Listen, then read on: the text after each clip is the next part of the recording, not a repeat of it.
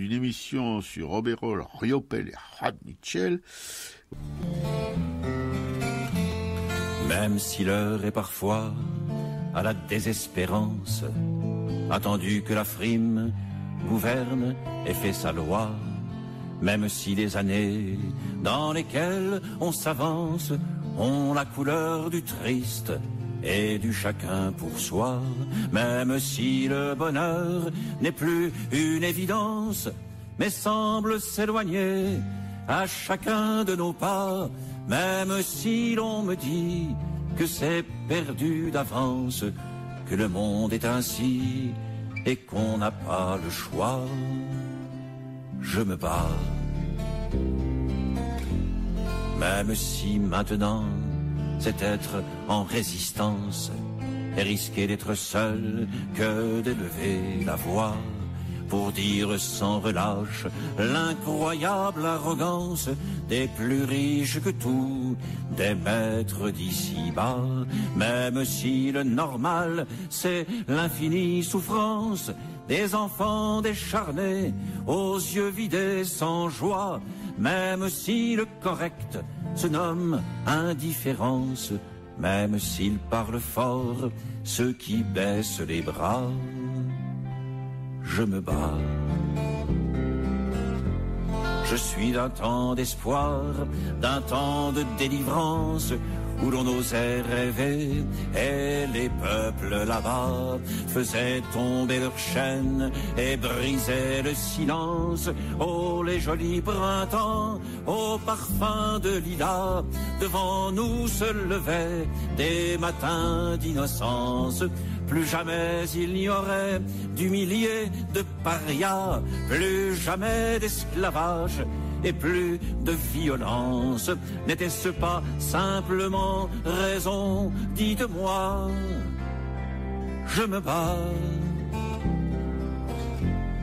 Aujourd'hui les passants, sous les néons sinistres, vont chacun dans leur bulle et pressent un peu le pas. Les voyous brassent l'or, les bornés sont ministres et l'on met chapeau bas devant les renégats. L'époque est au commerce, l'époque est aux combines. L'homme n'est plus qu'un objet que la finance broie. Le futile et l'idiot remplissent les vitrines, cependant qu'au lointain ricane l'argent roi. Je me bats avec mes pauvres mots qui sont mes seules armes, avec les sacrifiés, les vaincus d'autrefois, tous ceux qui n'avaient rien que leur sang et leurs larmes, les mineurs, les canuts, les piou-piou, les sans-droits, avec les femmes usées, petites sœurs de misère, des bas quartiers de boue où se terrent les rats, avec tous ceux d'ici qu'habite la colère, avec les méprisés et ceux qui n'oublient pas, je me bats. Si longtemps que j'aurai la force qu'on le sache, de me tenir debout, de chanter, d'être là, tant qu'il me restera une once de panache, tant que dans mes veines un sang rouge coulera, je me battrai encore et toujours et sans cesse pour saluer la vie qui palpite et qui bat, et quand je m'en irai, ce sera sans tristesse, puisque d'autres viendront qui diront après moi, je me bats, je me bats.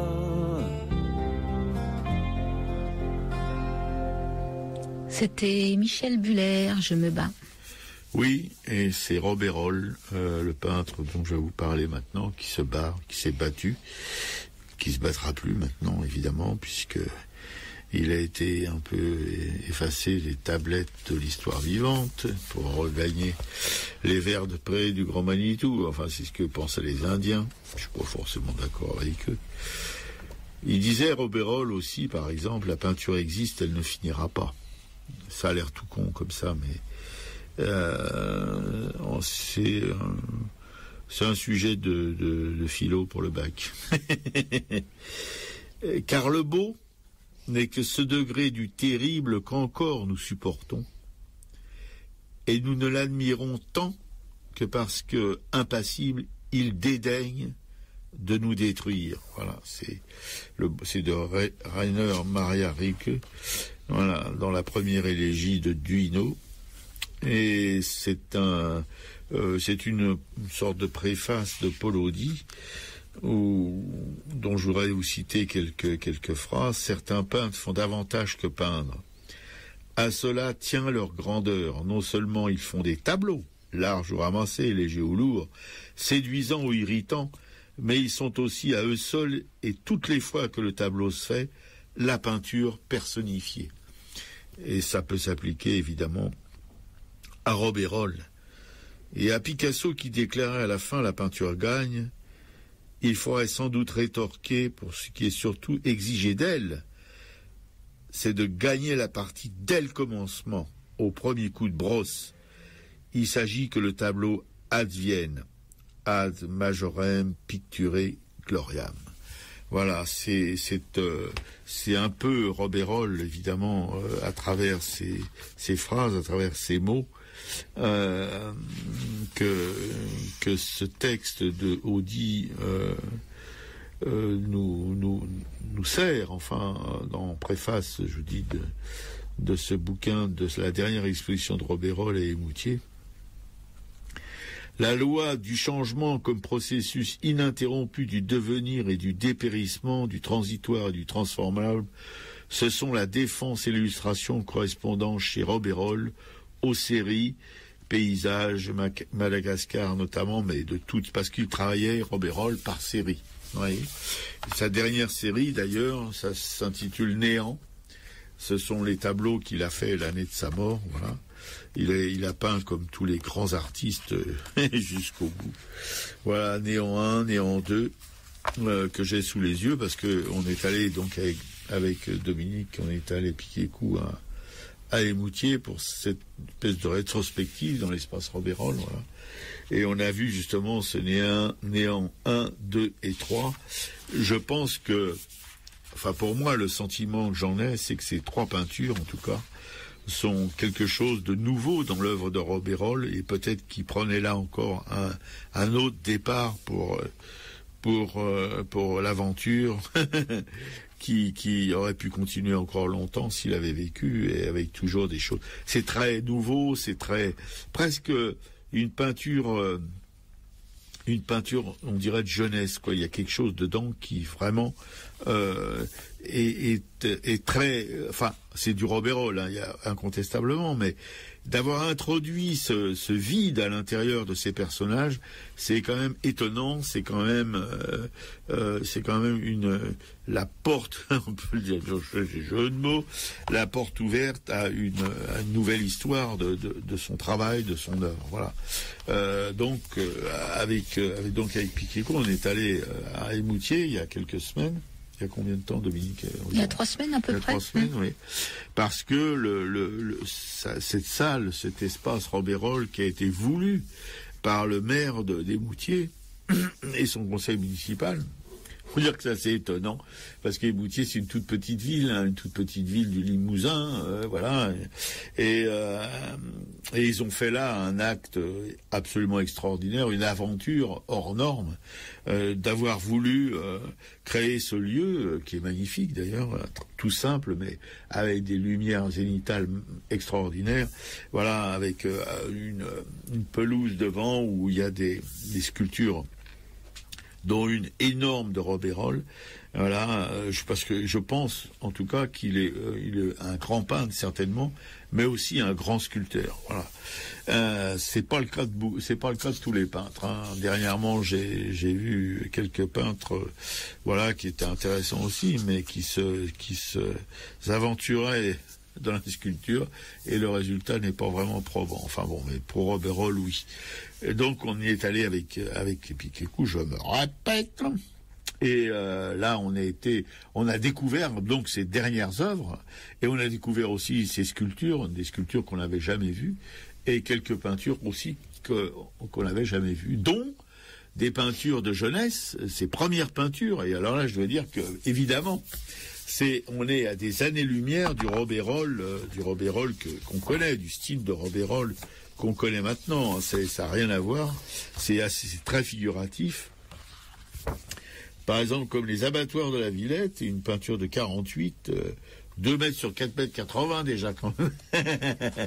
Il était déjà parti dans les formats énormes. Oui, voilà, c'est très intéressant, hein, mais c'est pas du tout Robérol, quoi. Enfin, tel qu'on connaît son style. On pourrait, évidemment, dans certains morceaux de cette grande tartine, trouver quand même l'amorce de ce que ce sera par la suite Robérol, par exemple, sur la gauche de ce grand tableau, il y a des, je suppose, des abats ou un cadavre de bœuf, etc.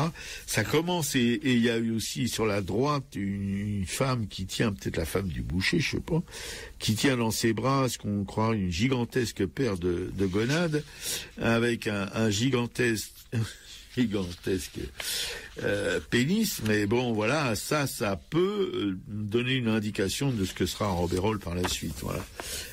Après, on a le mannequin, alors là, non, on est à des années-lumière du Robérol connu, et puis les nus au poil, c'est pareil. Nus à leur toilette, que Piquet-Cou aime beaucoup, je crois que c'est ça, hein, nus à leur toilette. Enfin bon, personnellement, je préfère les nus de Buffet. Vous allez me dire quel rapport avec Buffet? Parce qu'il y a il y a quelque chose qui rappelle quand même un peu Buffet, comme le modèle debout dans l'atelier. Là, puis après, c'est un peu cacabouilla. Passage à l'échelle, oui, c'est une peinture, un paysage. Je suis moins convaincu par ces paysages de jeunesse. Et puis, dans les années 55, déjà, ça commence et on est en 56-63 avec la pluie et le beau temps. C'est un énorme panneau de 2,70 m sur 5,40 m qui a l'espace Robérol, je crois, celui-là, hein, ce grand panneau-là. Celui-là, il n'est pas à l'espace Robérol. C'est pas celui-là, si. Hein. Et voilà. Ouais, où là, c'est très coloré, des couleurs fraîches, etc. Ce qui sera pas vraiment la tasse de thé de Robérol par la suite, quoi. Par la suite, si vous voulez, sa peinture, elle devient beaucoup plus sombre, dans les tonalités, en tout cas, beaucoup plus déchirée, et puis d'une violence inouïe. Voilà, c'est ce qu'il ressentait quand il dit « Comment se protéger des activités du pouvoir, c'est une nature morte ?» Dans sa série Nature morte et pouvoir, là, ça devient franchement grand guignolesque, avec de la tripaille, du sang, etc., etc. Et ça sera Robérol. Même dans ses sculptures, il y a quelque chose qui relève de la tripe à l'air, si je puis dire. Voilà, il y a toute cette rétrospective qui est consacrée, mais ce que ne redonne pas, évidemment, le catalogue, même si c'est intéressant d'avoir un catalogue pour se rappeler, pour se souvenir, mais il n'y a pas les matières de Robérol. Et le Robérol, c'est en grande partie aussi ces matières qui font la force de ses œuvres, voilà. Et puis des petits bronzes, des sculptures, des terres chamottées, magnifiques, comme l'orgasme, voilà, terre chamottée et porcelaine, ou le baiser du serpent, que j'aime particulièrement. Voilà, ou une couleuvre qui bouffe une grenouille, parce qu'il faut dire que Robérol, il aimait énormément la nature et qu'il s'en est inspiré dans ses peintures, avec le sanglier, avec des poissons, avec plein de sujets comme ça. Et puis aussi, il y a des hommages à Courbet, avec l'origine du monde. C'est moins sage que Courbet, hein. C'est un peu plus violent, il en a fait toute une série comme ça. Voilà, les deux amis aussi, qui est dans l'hommage à Courbet, où on voit deux femmes, dont une est allongée et l'autre assise, et celle qui est allongée met la main sur la foufoune de celle qui est assise. Voilà. Et la série Le matérialisme à Maltais rouge, oui, enfin bon, c'est c'est évidemment magnifique, de matière, de forme, d'audace de composition. De gigantisme. Ah oui, non, mais ça, le gigantisme, moi, je crois que c'est la marque de Robert-Roll. C'est que bon, il peut pas s'empêcher de faire des machins. Ils font 5 mètres sur 4, 3 mètres sur 6. Enfin bref, c'est vraiment, on se demande. Alors, il y a un DVD sur Robert-Roll que vous pouvez acheter au musée des Moulins. Ça s'appelle Journal d'un peintre. Journal d'un peintre. C'est malheureusement noir et blanc. Où on voit Robert-Roll travailler dans son immense atelier, sa scierie, en Bourgogne. C'est un enfant d'Émoutier, hein. C'est pour ça qu'il a un espace Robert-Roll à Émoutier, mais il a eu un atelier en Bourgogne. Son dernier atelier, c'est une ancienne scierie, au bord d'une rivière, parce que lui, il pouvait pas se passer d'être pas loin d'une rivière. C'est un grand braconnier. Il s'est jamais fait attraper par le garde, il connaissait le garde le connaissait, mais ils se sont jamais rencontrés vraiment. Voilà, comme tous les grands braconniers d'ailleurs. Et dans cet immense atelier, on le voit aller, alors évidemment. Mais alors, ce que je disais à Piquet-Coup, c'est que quelqu'un comme Robert-Roll, il a une trogne, hein. C'est pas vraiment un film star, un playboy. Il a jamais été d'ailleurs. Quoique Piquet-Coup, il trouve que quand il était jeune, il avait quelque chose. Bon. Et d'ailleurs, il y a une photo de lui jeune, on le voit dépoitraillé, on lui voit le bide entre sa chemise qui est ouverte à moitié. Enfin, on sent que toujours c'est pour quelqu'un qui faisait très attention à son look. Mais on le voit aussi handicapé, parce qu'il a eu une tuberculose osseuse quand il était enfant. Ça a duré 5 ans et ça lui a laissé des séquelles. Il avait une jambe qui est pas de folle, on dit. Voilà. Et on le voit dans cet atelier, cet homme, quand même, très jeune, s'attaquer à des formats, mais alors faut voir, hein, alors évidemment il travaille aussi beaucoup au sol parce que ces grands formats-là, il pouvait pas faire vraiment autrement. Et on le voit bricoler avec ses pots de machin, de pigments mélangés à des bases pour donner du volume à son travail.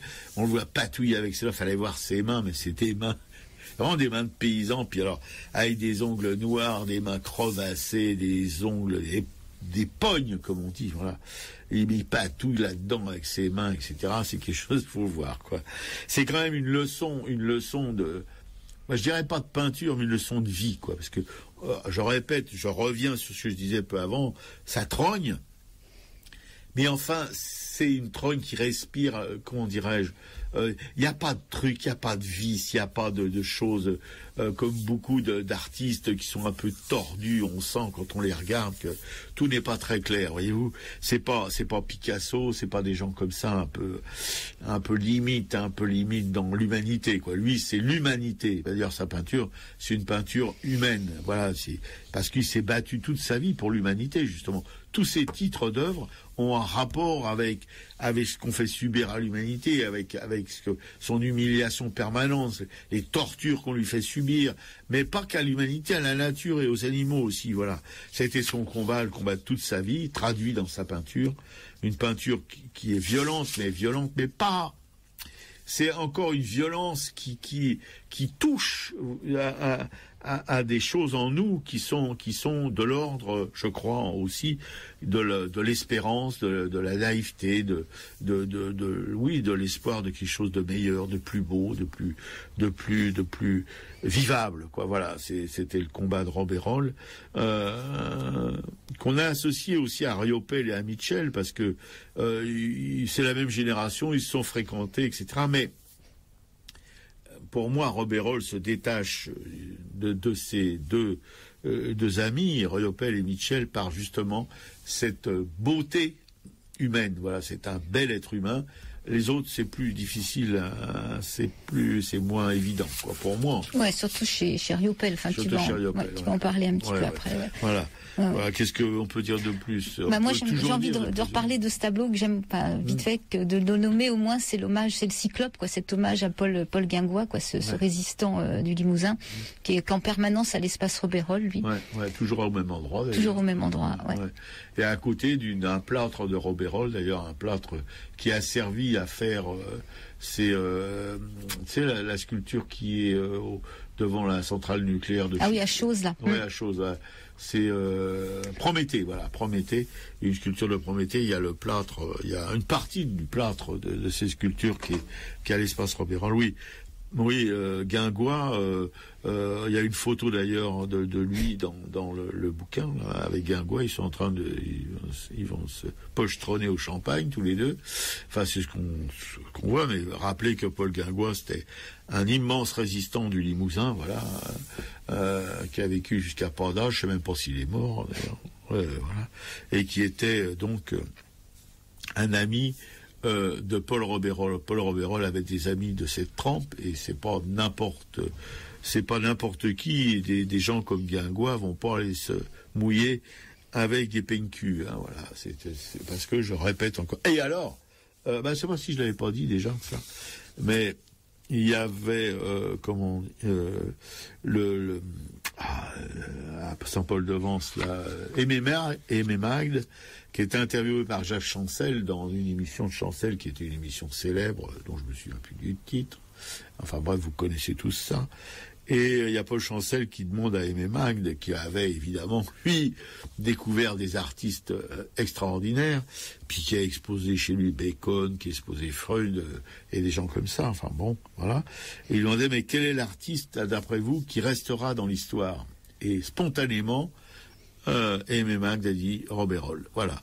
Et ça explique, ça veut dire beaucoup de choses, parce que bon, il n'a jamais eu de château, Robérol, il n'a jamais eu de Rolls-Royce, il n'a jamais eu de choses comme ça, de chauffeur, il est resté toute sa vie très simple, dans sa scierie ou ailleurs dans ses autres ateliers. Comme il disait, ouais, maintenant je m'en sors un peu, ouais, ça va, on a pu, bon, mais on a été longtemps à la courette, hein, avec Papou, hein. La courette, ça veut dire qu'il courait après le pognon, quoi, voilà. Parce que comme il aimait à le répéter, les marchands aiment les artistes qui produisent énormément, évidemment, c'est leur intérêt, puisqu'ils peuvent se faire un gros tas de fric avec les ventes. Mais lui, Robérol, il travaillait à son rythme, il faisait des formats gigantesques, etc. Ça prenait du temps. Donc les marchands s'intéressaient pas trop à lui, il n'en avait rien à foutre d'ailleurs. Quand on avait rencontré, je crois que c'est Daniel Perducat, le maire d'Émoutier, il y a que la première fois qu'on est allé visiter cet espace, il nous avait dit qu'effectivement Robérol avait des amateurs tels que pour mettre un tableau de Robérol, ils modifiaient leur intérieur. Oui, voilà. Il y a des mecs qui ont cassé des murs chez eux pour pouvoir mettre un tableau de Robérol. Il faut quand même le faire, hein. Voilà. Mais il avait, oui, des vrais amateurs, dont d'ailleurs le père Marin, là, à Arcueil, là, pas le jeune, mais son père.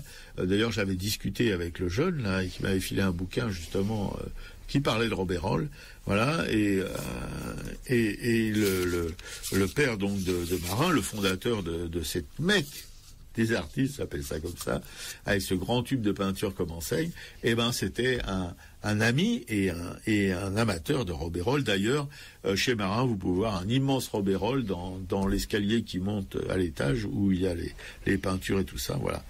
Bon, je vais arrêter là parce que autrement on va y faire toute l'émission. Non, mais voilà, on peut que vous recommander de passer à Émoutier, d'aller visiter cette expo qui célèbre donc les 60 ans. Les 60 ans de peinture de Robérol et les 20 ans d'existence du musée aussi. Musée, ouais. Et en même temps, je crois que c'est les 10 ans de la mort de Robérol. De Robérol, exactement. Ouais, voilà, donc autant d'occasions d'y aller. L'entrée doit coûter 5 €. C'est un espace, on est tout seul, on est tranquille, on a le temps de regarder. Il y a plein de bouquins en plus après à l'accueil sur toutes les expos qu'il y a eu sur Robérol.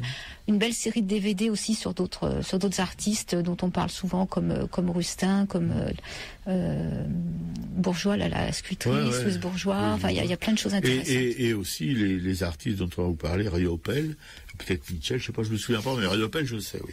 Ouais. Voilà. Et cette exposition, pour conclure provisoirement, a été organisée à l'initiative de ces deux filles. Voilà. Dans un marais de Champmauvais, il y avait un vieux château au long rideau dans l'eau. Dans le château, il y avait Bozo, le fils du matelot, maître séant de ce palais branlant. Par le hublot de son château, Bozo voyait entrer ses invités poudrés de vieilles rosses traînant carrosse, et la fée Carabosse, tous y étaient, moi celle qu'il voulait. Vous devinez que cette histoire est triste à boire, puisque Bozo, le fou du lieu, est amoureux.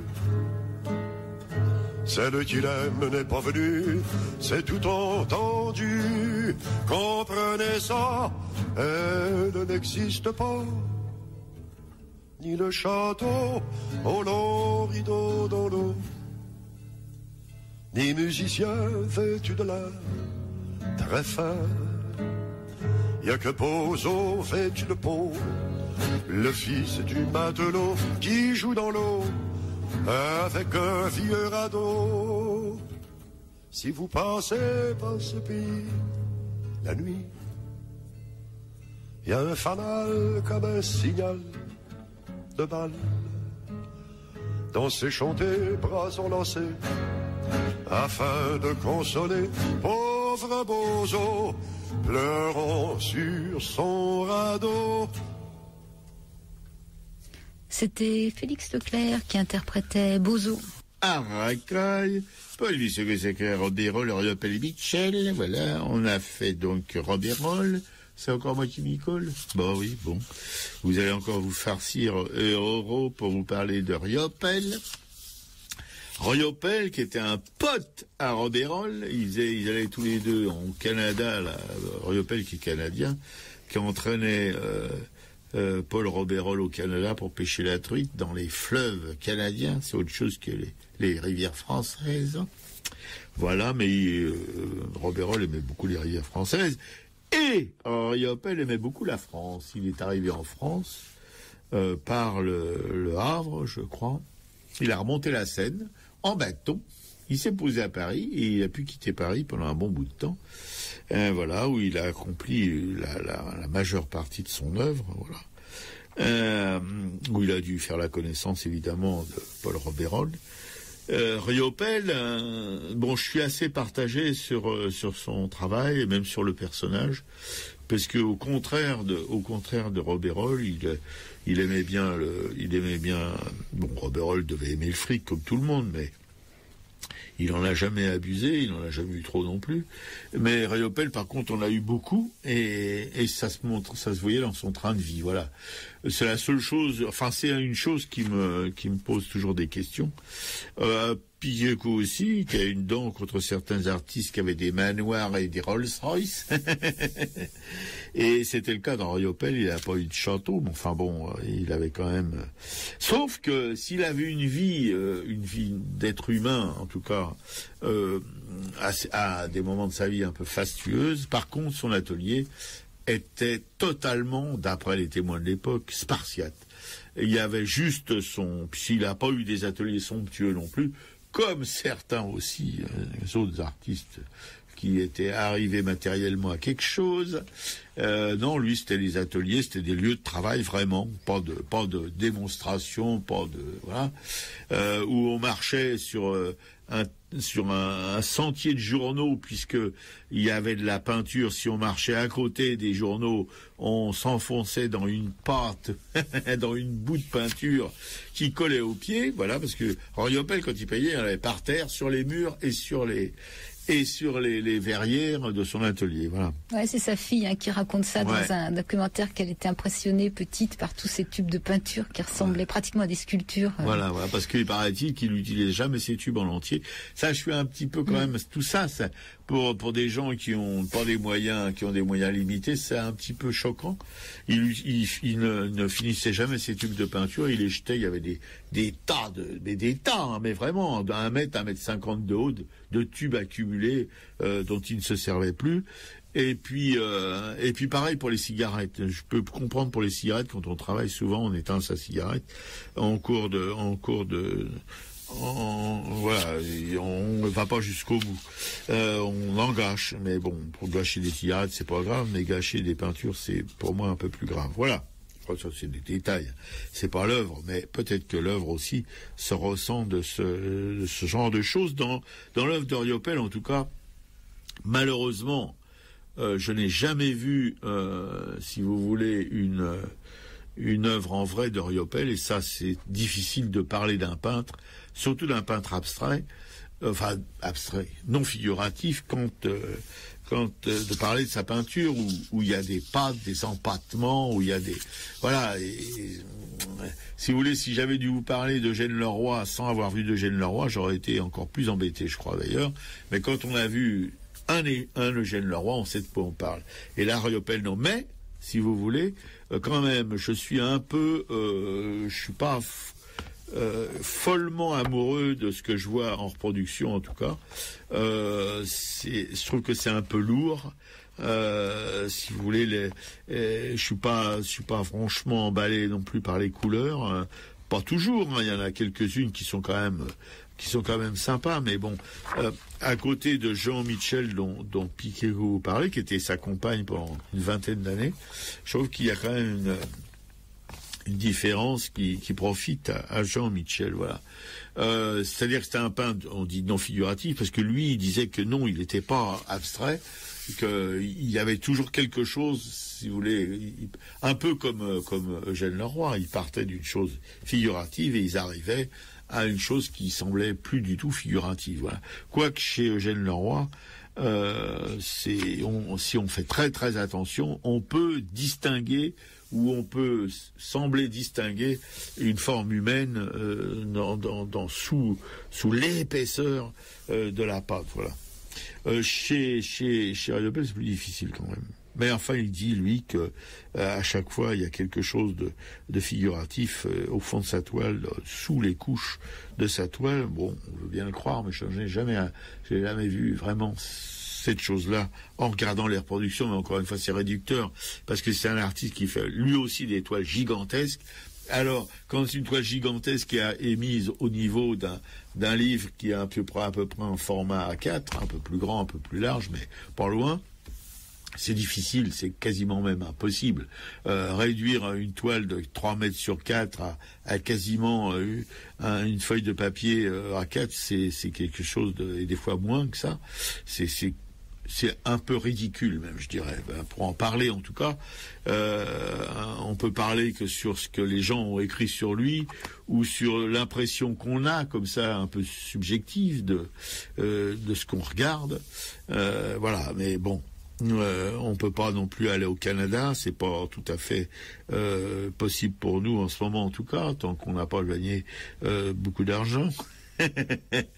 Et en Europe, on ne sait pas si on peut vraiment en voir et où on peut en voir.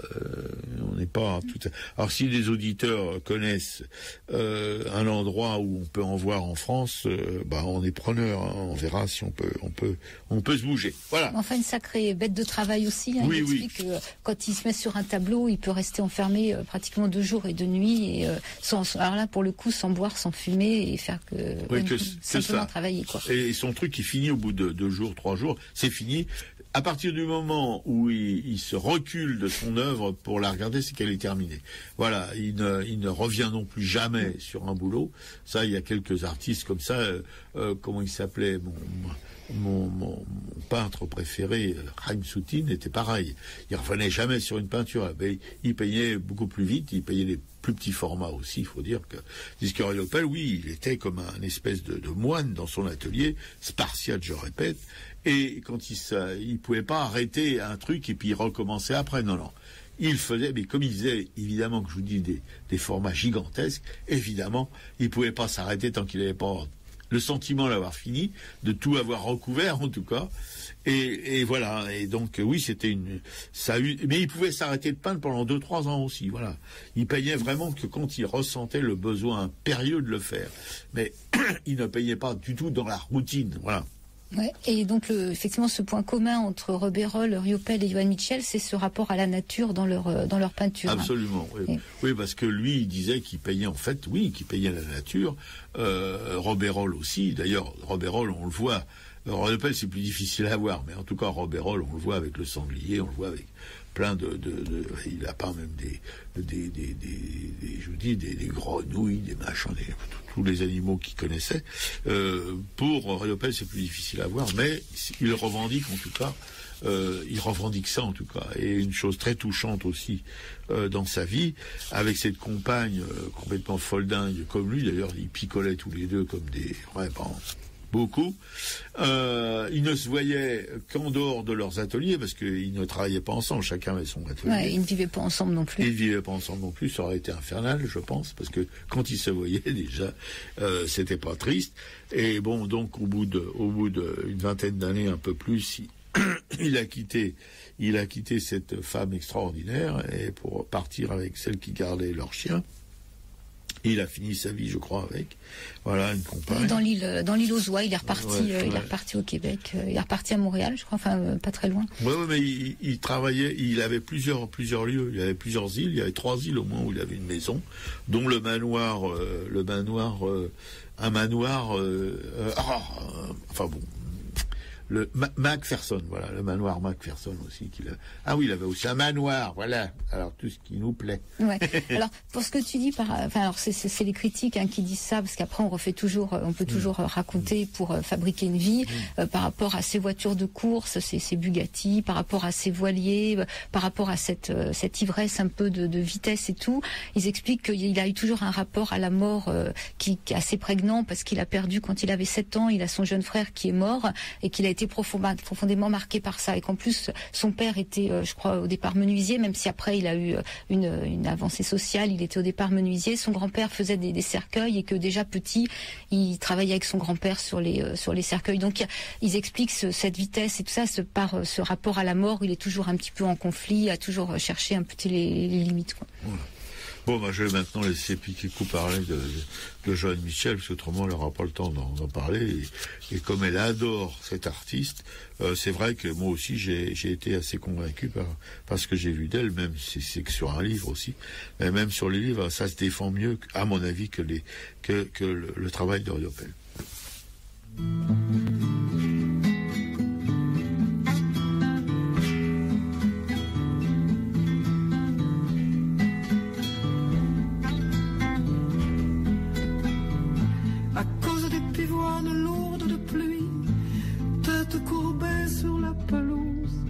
Et de leur odeur lourde de nuit à rendre les roses jalouses.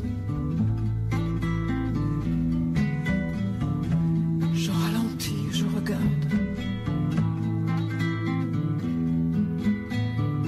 À cause de ces troupeaux immobiles dans la fournaise de juillet, sous les grands arbres tranquilles, mais sous le ciel déjà inquiet.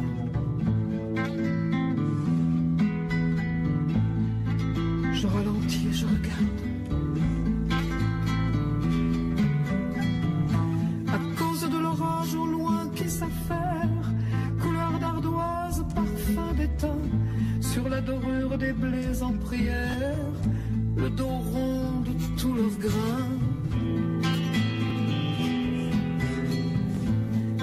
Je ralentis et je regarde.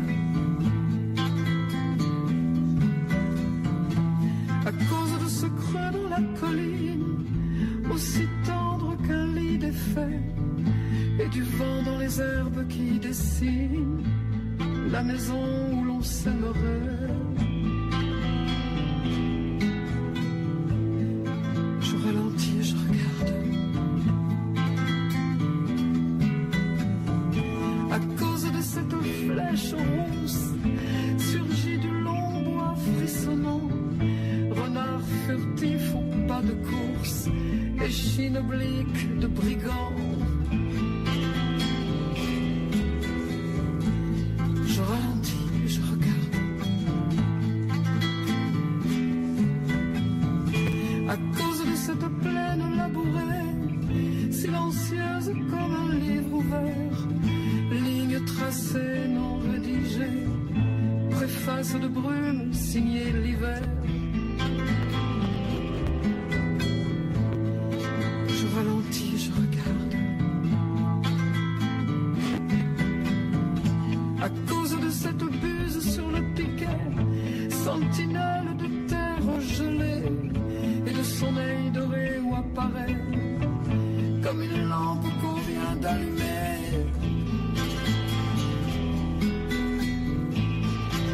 Je ralentis et je regarde. À cause des roses matinales, en robe fleurs étalées sur la pelouse, roses poudrées virginales, à rendre les pivoines jalouses. Je ralentis et je regarde.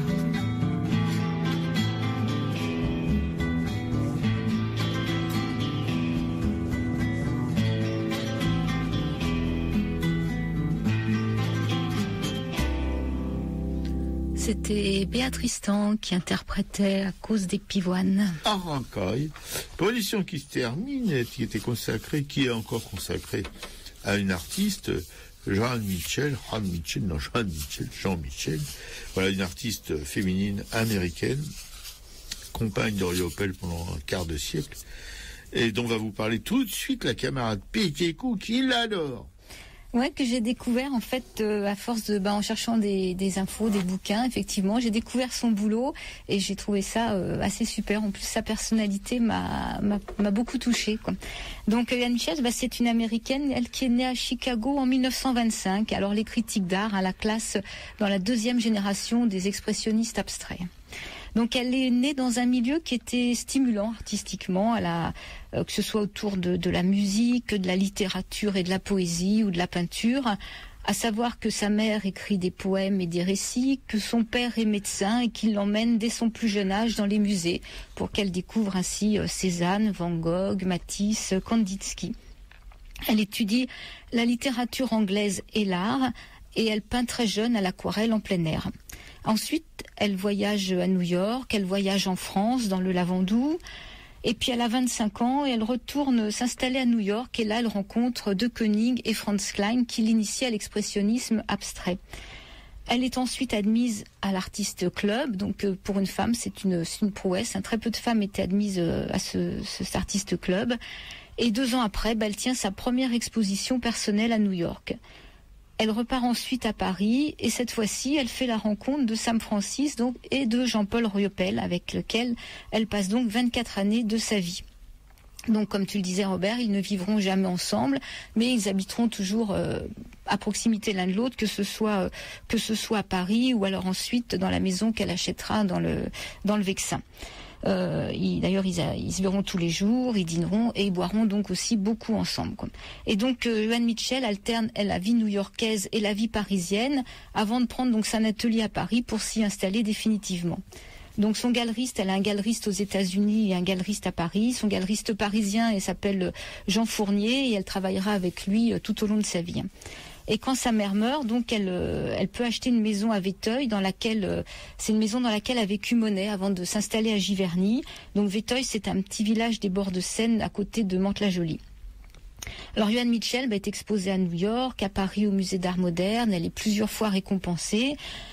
À la fin de sa vie, elle est atteinte d'un cancer de la mâchoire, puis après, elle est opérée de la hanche, elle meurt en fait d'un cancer des poumons, mais même très affaiblie, elle continue de peindre et sa dernière série s'appelle Chant, et elle meurt donc à Paris en 1992. Et Riopel, lui, l'a quittée et est déjà reparti depuis 2 ans au Canada.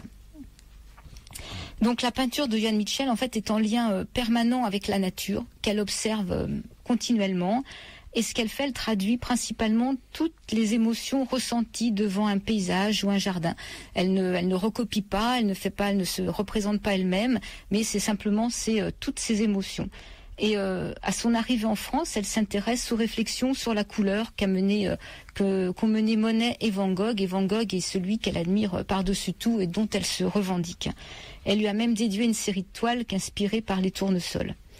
Donc elle travaille la lumière, elle travaille des très grands formats, elle travaille des séries, des diptyques, des triptyques, des polyptyques. Et elle se veut hors norme, elle refuse toute méthode et tout système. Et d'ailleurs elle est courageuse parce qu'elle s'installe en France en fait quand l'école américaine triomphe. Et elle est donc uniquement à l'écoute de sa sensibilité, de ses sentiments. Et sa peinture est un peu comme un journal de ses émotions qui ne devient jamais figuratif.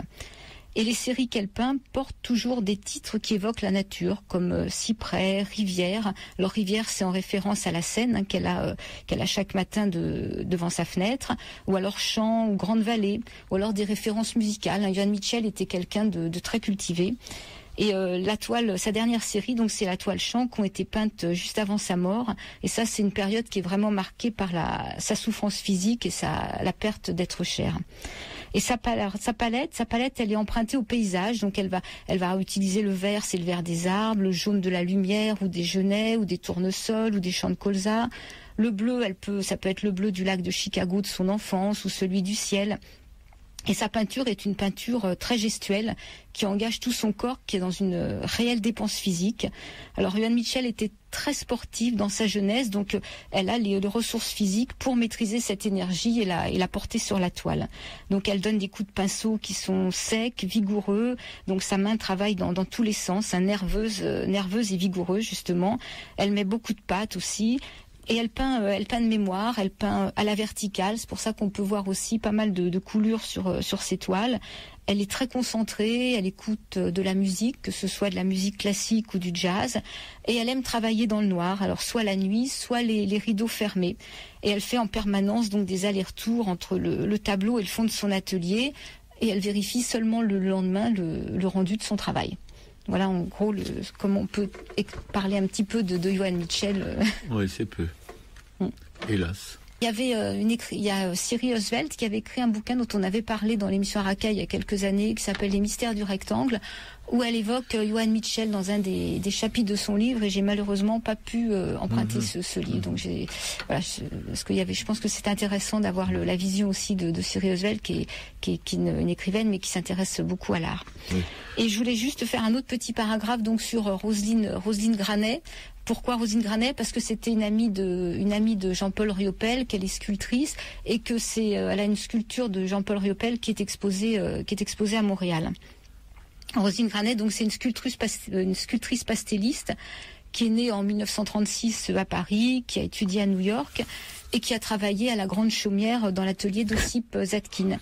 Et là, donc, elle a fait la connaissance de ses camarades Sam Zafran, qui est un dessinateur et un pastelliste, de Jacques Delahaye, qui est un sculpteur qui l'encourage.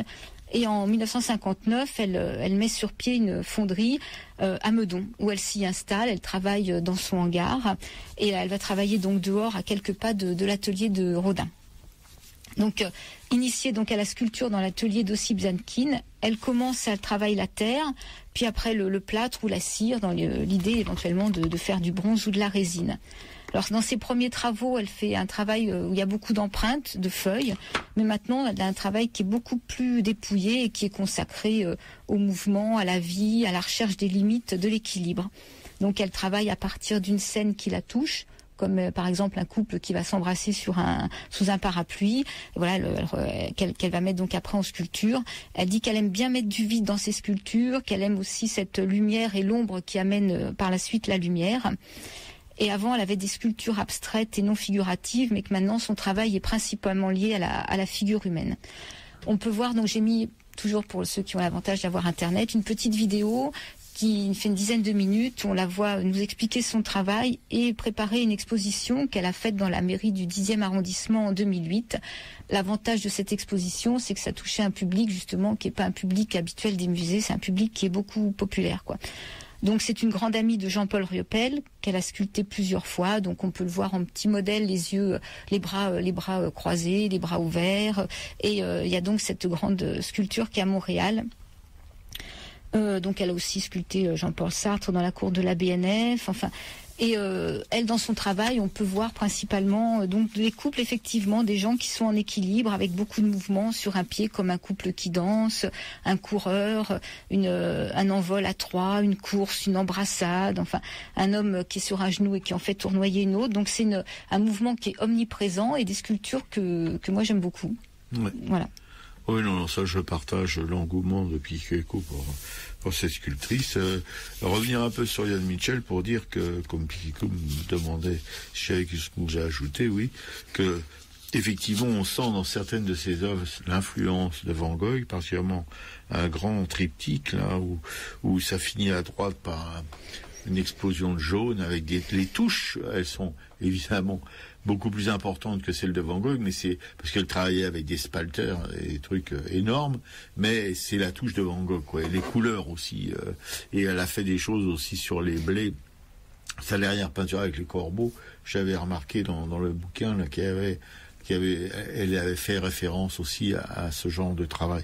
Et par rapport à Riopelle, ce que je trouvais d'intéressant chez elle, c'est que les couleurs étaient beaucoup plus, comment dirais-je, gaies, lumineuses, les harmonies, enfin comme l'a expliqué Picou, avec des jaunes, avec des bleus, avec des roses, avec des... Vous voyez, c'est très chantant, à côté, Riopelle, c'est un peu plus lourd, un peu plus dur quand même comme peinture. Elle, c'est pas dur du tout. Je trouve que c'est très... Bon, ces couleurs, perso, j'aime pas tellement parce que ça a été la grande mode il y a quelques années, tout le monde faisait de la couleur. Donc ça me reste dans la tête, mais quand elle en faisait, elle, ça n'existait pas encore. On peut dire que c'est une pionnière de la couleur. Mais voilà, non, c'est une peinture beaucoup plus, je trouve, chaude, chaleureuse, ludique même que celle de Riopelle. Si on doit dire des choses comme ça. Ouais. Et justement, comme on parle souvent des femmes de peintres, Johanne Michel n'est pas une femme de peintre, c'est une peintre. D'abord, elle ne vivait pas avec Riopelle. Moi, je pense qu'il serait tué. Et puis voilà, puis elle avait un caractère très indépendant. On le voit bien dans les photos, effectivement. C'est pas quelqu'un de doux et de consensuel. Hein. Et tout de suite, sur Radio Soupente, l'émission Arakaï, nous poursuivons avec les expos. Il n'y a pas grand-chose de changé par rapport à l'émission précédente, sauf quelques expos qui ont vidé les lieux pour cause d'obsolescence des dates, enfin bon, quelque chose comme ça, quoi. Nous avons toujours Eugène Leroy au MAM, jusqu'au 28 août, Albert Edelfert au Petit Palais jusqu'au 10 juillet, alors là, il faut vous précipiter, hein. Gaudi et Mayol à Orsay jusqu'au 17 juillet, vous avez encore 2 petites semaines. Toyant au MAM jusqu'au 24 juillet, Auburtin au musée de Pontoise jusqu'au 21 août, le musée de Vernon, saga familiale, jusqu'au 2 octobre, Juifs et musulmans au musée de l'immigration Porte Dorée jusqu'au 17 juillet, L'œil de la femme barbe, créature des guerres minées, œuvre textile de Barbara Antuono. Là, je n'ai pas la date, mais on s'en fout un peu. Hein. De toute façon, ça dure un petit moment quand même, ces expos. À la femme barbe. Michel Ragon, un pote, qui est plus de ce monde, mais bon, son œuvre, oui. Michel Ragon, au musée de l'histoire vivante à Montreuil. Aéronaute poétesse Rosa Bonheur, on s'est poché, non, avec les grandes semondes. Rosa Bonheur au château de Fontainebleau, où ma camarade va aller se promener avec 2 de ses potes. Voilà, deux gonzesses, voilà. J'allais découvrir cette exposition mercredi. Le culturel de la semaine. Moi, j'ai lu une BD, une très belle BD de Fabien Toulmé qui s'appelle Ce n'est pas toi que j'attendais. C'est une histoire vraie. C'est l'histoire de la naissance de sa 2e fille, qui est une petite fille trisomique. Et en fait, au moment de la conception et du premier mois de suivi, il était au Brésil, parce que sa femme est brésilienne et lui, il a pas mal bourlingué. Et en fait, il n'y a eu aucun diagnostic de trisomie. Souvent, on commence par regarder dans la nuque, s'il y a une transparence dans la nuque. Là, apparemment, il y avait une transparence. Normalement, on fait un tritest.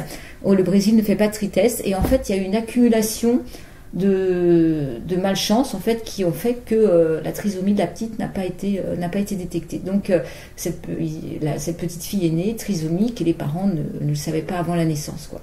Et donc, il raconte toute cette histoire par tous les chemins par lesquels il passe, comment accepter cette petite, comment au départ il l'a rejetée. Enfin, moi je trouve que c'est très très juste, parce que il n'y a pas de faux semblant, quoi. Il raconte comment il a réussi forcément à aimer sa petite fille, mais par tout ce par quoi il faut passer par rapport au regard des autres, par rapport à son enfant. Donc c'est vraiment une très très belle BD. Et Fabien Toulmé, c'est celui qui a écrit l'Odyssée d'Hakim, qui est aussi une histoire vraie sur le parcours d'un Syrien. D'accord. Bien. Très gai. Et pour ma part, j'ai commencé La police de Vichy de Maurice Rachfus. J'ai l'intention de lire tous les bouquins que les éditions, je crois, du Détour à Bordeaux, dans le sud-ouest, c'est l'association des amis de Maurice Dreyfus qui fait éditer ces bouquins. La police de Vichy fait partie j'ai commandé pour la prochaine fois la rafle du Veldiv. Après, je commanderai Drancy, puis il y en a quelques autres. Voilà. Mais la police de Vichy, c'est un gros bouquin, presque 400 pages ou quelque chose comme ça. Avec cette couverture, donc, et cette photo mythique où on voit la police française prêter allégeance au régime pétainiste et aux nazis en faisant le salut hitlérien, voilà.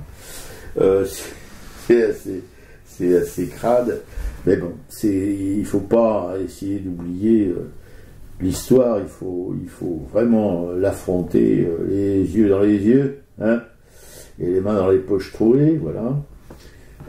Parce que les premières pages, c'est un petit peu ce que j'ai lu précédemment, si vous voulez, l'opération Étoile Jaune, ça fait partie des exploits, des sinistres exploits de la police de Vichy, la police française, dont les successeurs aujourd'hui, d'après Maurice Dreyfus, qui est vraiment quelqu'un d'assez honnête et comment dirais-je, concerné, dit que celle d'aujourd'hui n'a pas vraiment évolué par rapport à celle de Vichy, qui collaborait allègrement avec les nazis, Gestapo et SS et compagnie. Voilà.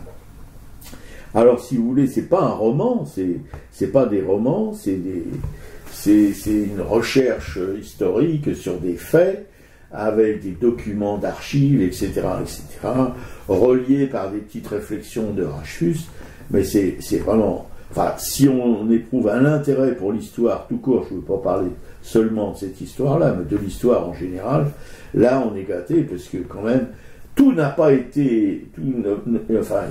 Dreyfus l'explicite bien, toutes les archives ne sont pas encore ouvertes, hein, depuis...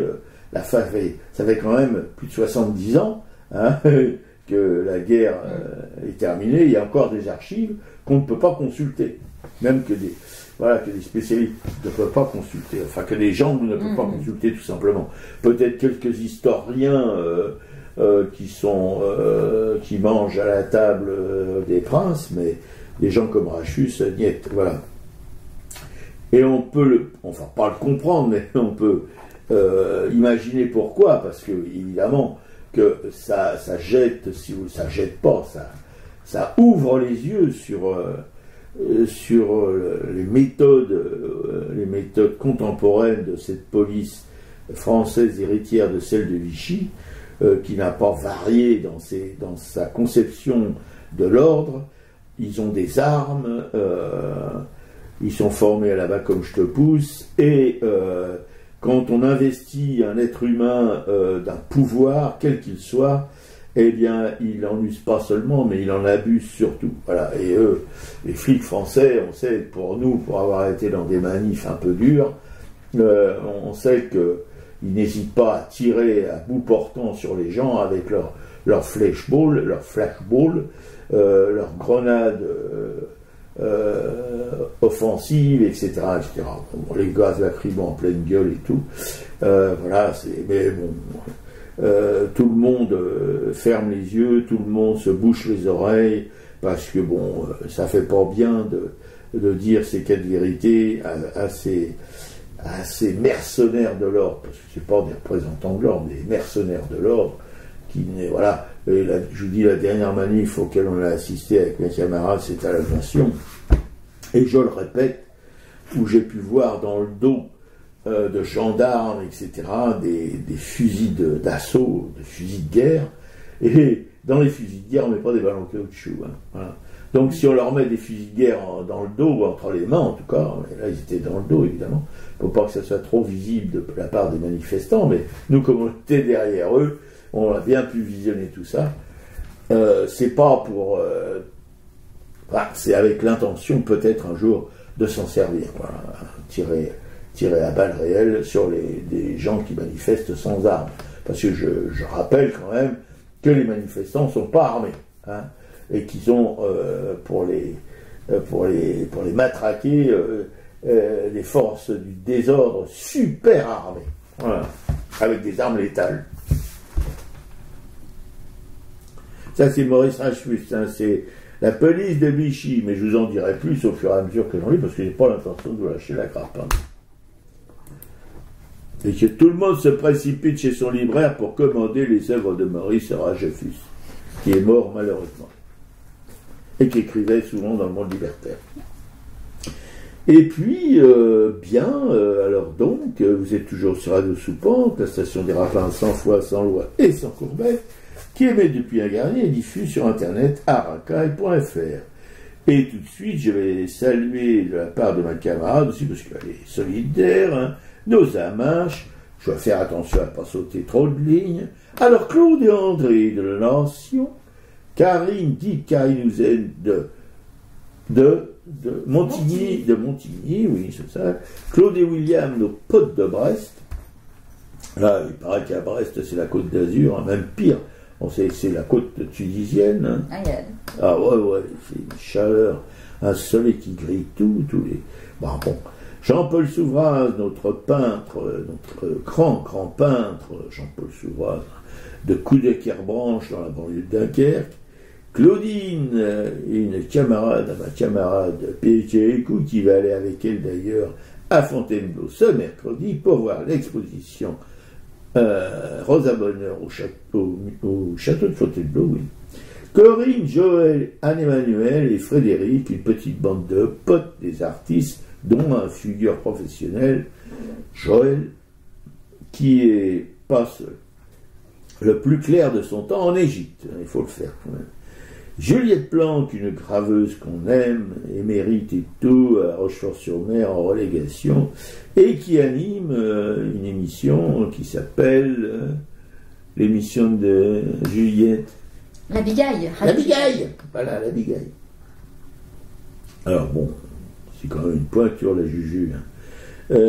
Marie-Christine Béguard, on a eu de ses nouvelles, elle nous a téléphoné longuement l'autre jour pour nous expliquer que voilà, elle avait signé pour ses petites maisons dans la Cévennes, c'est à Rochefort-du-Gard.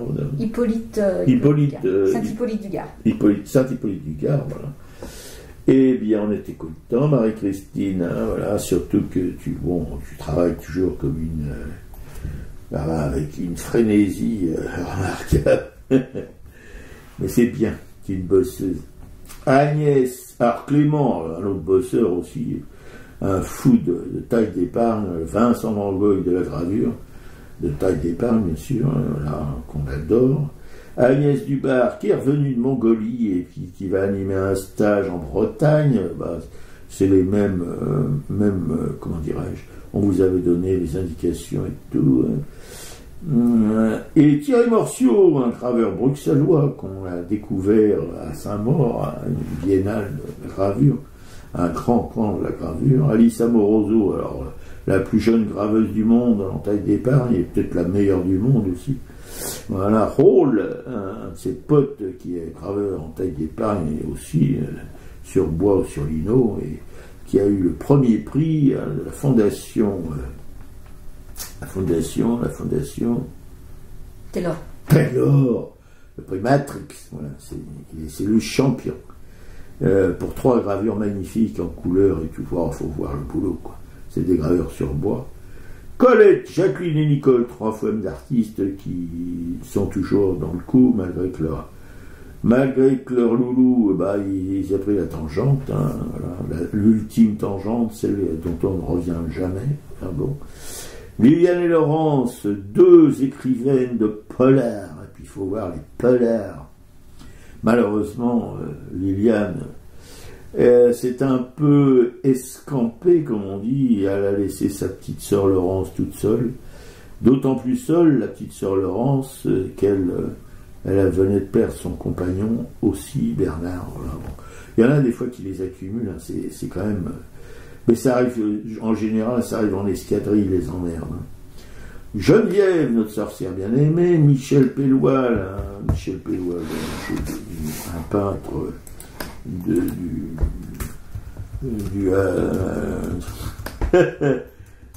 coin où j'habite, là. Marie-Christine et Christophe, des militants chez Militants qui militent. Cécile, tu la sens, ma sacrée puissance. Oui, on la sent, ma Cécile, on la sent, on l'aime, on t'aime et tout. La rousse flamboyante qui ne flamboie plus, puisqu'elle est toute blanche. Alors maintenant, elle étincelle. Voilà, qui fait 2 émissions sur une radio Omni, mais des bonnes émissions, une pour les enfants, une pour les adultes. Le mercredi après-midi, je crois, toutes les semaines en tout cas. José Arthur, qui anime le mélange, une émission musicale aussi sur cette radio Omni, le dimanche en fin d'après-midi, encore une pointure, quoi. Isabelle Roubaille, une peintre de Bourg-en-Marlotte, dont nous avons découvert les œuvres chez Florence Quenu, dans sa librairie L'Empreinte, toujours à Bourg-en-Marlotte, voilà. Colette et Alain, 2 mécènes de chez Mécène qui mécènent, gentils comme tout, on les adore, et puis Alice les adore aussi, et puis Raoul aussi.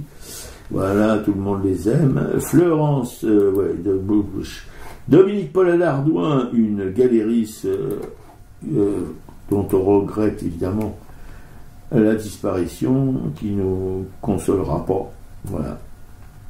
C'était la fille de Thérèse Franco qui, elle aussi, a disparu il n'y a pas longtemps. Thérèse Franco et, si vous voulez, cette espèce de coopérative à Montelieu, du côté de Carcassonne, une coopérative dont les cimets sont pleines des œuvres que Thérèse Franco a accumulées au cours de sa vie de galériste et qu'elle a données à la fondation, enfin à Montelieu. Bon. Marie Degnaud, une galériste qu'on adore, voilà, Marie, la galerie Kaléidoscope, voilà, qui expose des artistes qui en général nous font de l'œil. Antoine Manoury des Champignottes, un trio musical très intéressant, surtout à voir, mais à entendre aussi, bien entendu. La galerie Caron-Bedou à Bourg-en-Marlotte, et Marie-Louise, une auditrice fidèle, ainsi qu'Anna, qui est une artiste peintre polonaise, comme on pourrait dire, expressionniste, en outsider. Non, c'est de l'outsider. Voilà, parce qu'elle est, en plus, elle est pas, oui, ça ressemble à l'expressionnisme évidemment, mais c'est quelqu'un qui n'a pas de formation artistique et qui est, comment on dit, autodidacte, voilà, mais si on en avait beaucoup comme ça serait intéressant. Voilà, qui est certainement plus intéressant que beaucoup de professionnels qui se la jouent, voilà, et qu'on ne peut pas blairer. L'émission est à l'écoute sur notre blog aracay.fr, et tout de suite on va se finir avec notre diva Mélisse Mel avec Faut vivre. Salut les copines, salut les copains, salut ma camarade. Salut.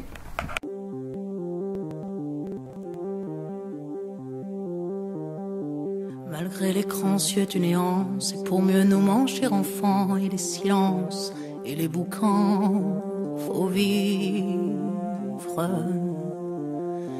Et bien qu'aveugle sur fond de nuit, entre les gouffres infinis, des milliards d'étoiles qui rient, faut vivre. Malgré qu'on soit pas toujours beau, et que l'on ait plus ses 16 ans, et sur l'espoir, un chèque en blanc, faut vivre. Malgré le cœur qui perd le nord, au vent d'amour qui souffle encore, et qui parfois encore nous grise, faut vivre.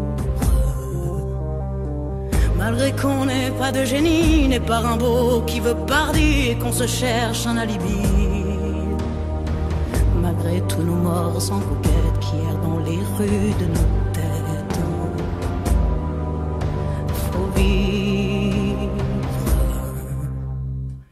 Malgré qu'on soit brave et salaud, qu'on ait des complexes à gogo et qu'on les aime, c'est ça le pire, faut vivre.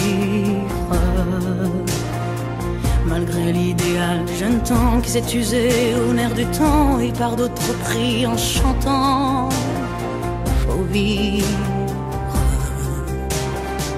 Malgré qu'en se tournant vers le passé, on est effrayé de s'avouer qu'on a tout de même un peu changé, vivre. Malgré que l'on soit de passage, qu'on vive en fou, qu'on vive en sage, tout finira dans un naufrage. Faut vivre.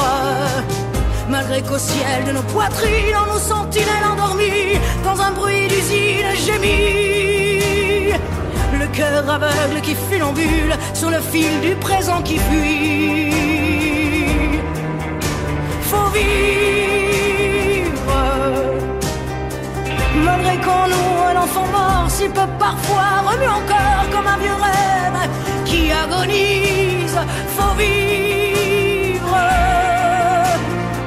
Malgré qu'on soit dans l'engrenage de nos terres et des héritages où le cœur s'écore et s'enlise.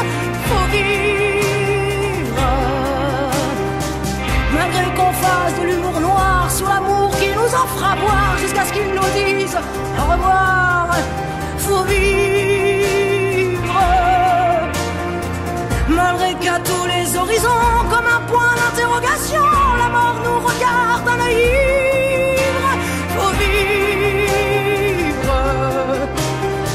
Malgré tous nos serments d'amour, tous nos mensonges jour après jour, et bien que l'on n'ait qu'une vie, une seule pour l'éternité, malgré qu'on la sache rater. Faut vivre.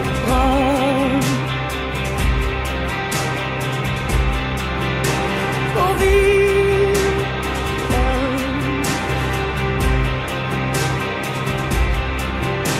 Faut vivre. Faut vivre.